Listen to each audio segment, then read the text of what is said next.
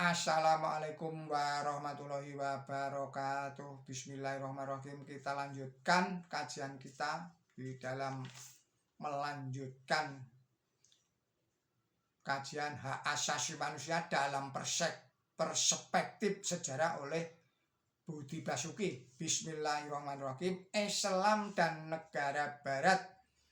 Dengan berakhirnya Perang Dingin dan runtuhnya Uni Soviet, kini negara-negara barat mengalihkan perhatiannya pada Islam sebagai kekuatan yang mengancamnya. Dr.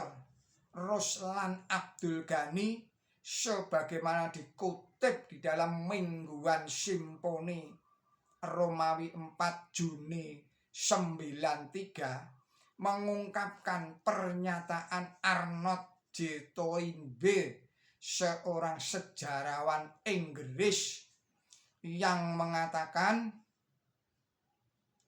bahwa setiap peradaban manusia akan berkembang maju bila ada rentetan tantangan dan jawaban, dan perlu pula tantangan baru agar terus dapat berkembang. Tantangan baru itu menurut mereka adalah Islam.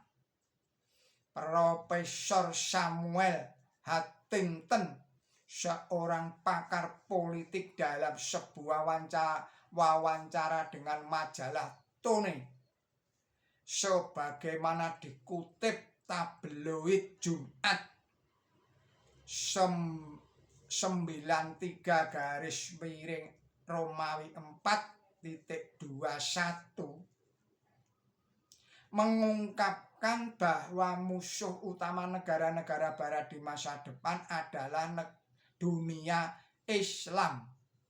Sebab Islam merupakan agama yang paling ketat di luar Kristen. Dalam Islam, katanya lebih lanjut, juga tidak ada pemisahan antara agama dan politik.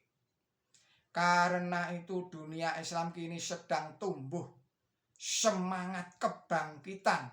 Maka perseteruan antara barat dan dunia Islam akan mengambil beragam bentuk.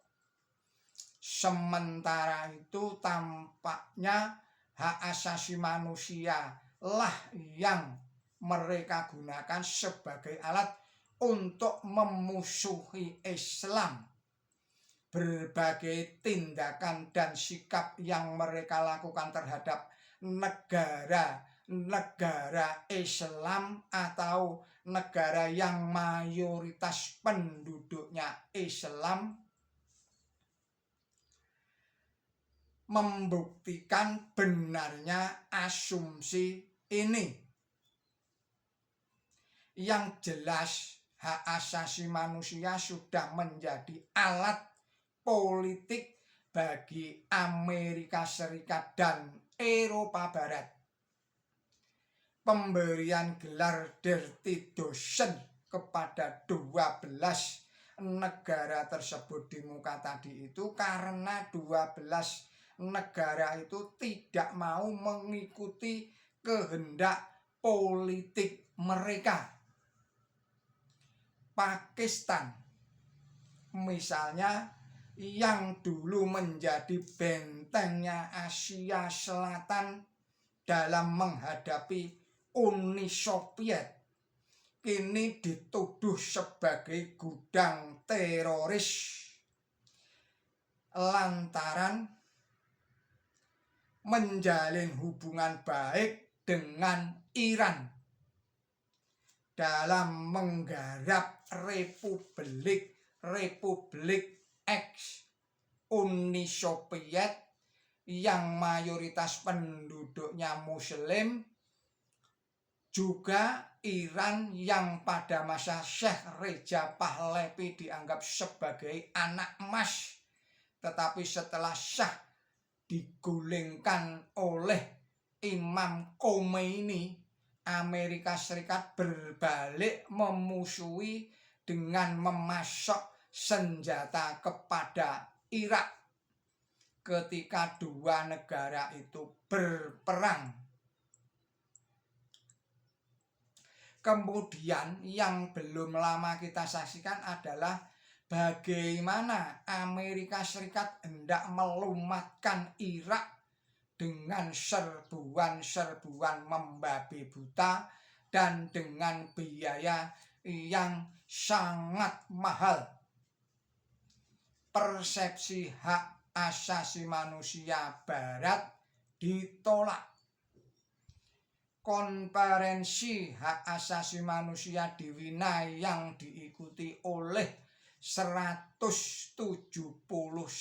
negara dan oleh 1.300 organisasi non pemerintah itu sudah berakhir. Persepsi hak asasi manusia ala Barat ditolak dan sekaligus menerima persepsi hak asasi manusia yang diusulkan oleh negara-negara ketiga, termasuk negara-negara gerakan non-blok, yakni bahwa hak asasi manusia sifatnya fundamental dan universal.